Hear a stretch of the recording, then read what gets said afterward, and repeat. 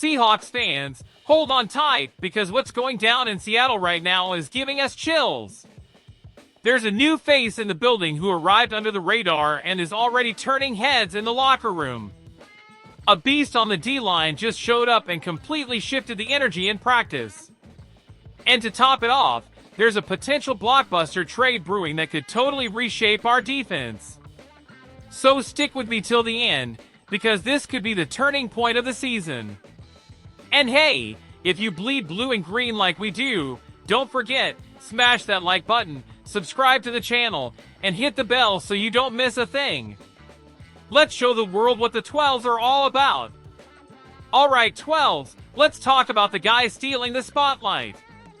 A rookie no one really believed in, but inside the Seahawks building, he's already earning respect from the vets.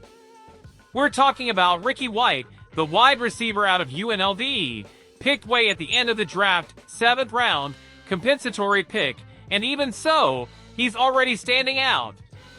And get this, he's the first UNLV player drafted since 2010. That's a 15-year drought broken right there. But the real story isn't just about breaking streaks, it's what he's doing on the field. He was the 2024 Mountain West Special Teams Player of the Year, and that versatility is winning over Seattle's coaching staff fast. People inside the building say he's all work ethic, learning fast, staying humble, and finding the soft spots in short routes, exactly what Clint Kubiak's offense needs to keep the chains moving. There have even been comparisons to former Packers standout Donald Driver, who started out shining on special teams and ended up a Pro Bowl receiver. Now, sure, the NFL's official scouting report wasn't kind. They said he's not strong enough, lacks elite separation, and might max out as a backup. But this kid is smooth in space, reads zone defenses better than most rookies, and has that game IQ you can't measure at the combine.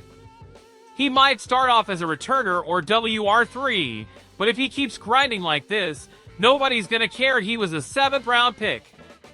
He'll be part of the offensive core. Why? Because the players who show up in the little moments, those are the ones who shine when it matters most.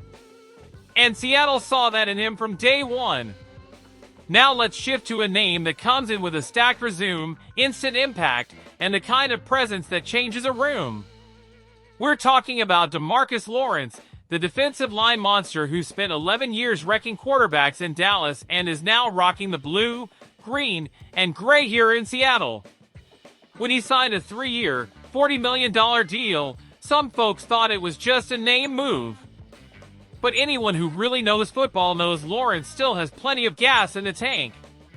He's got 61.5 career sacks, nearly 100 tackles for loss, and he's long been one of the best run stoppers in the league.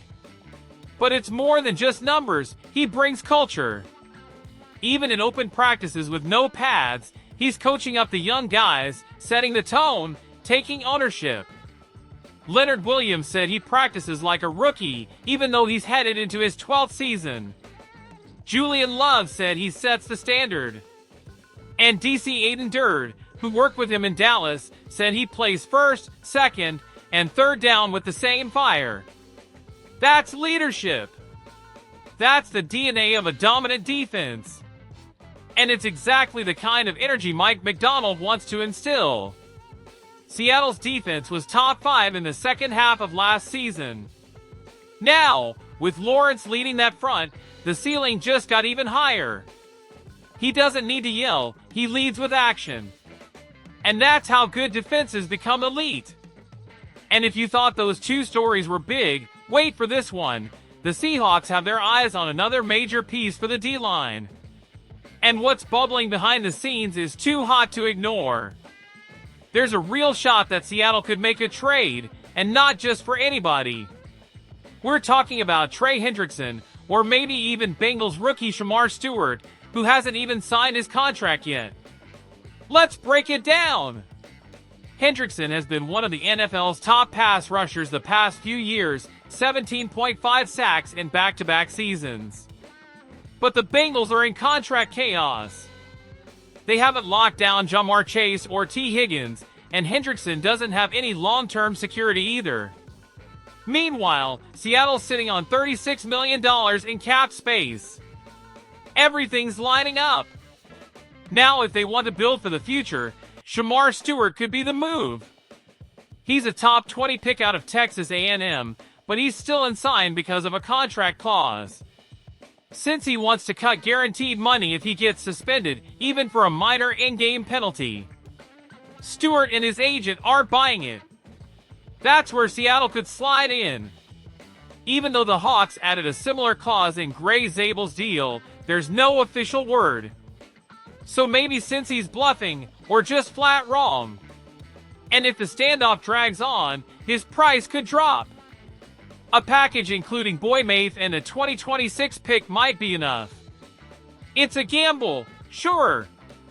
Stewart only had 4.5 sacks in college, but he's got 65 tackles, 11 for loss, and a freakish frame.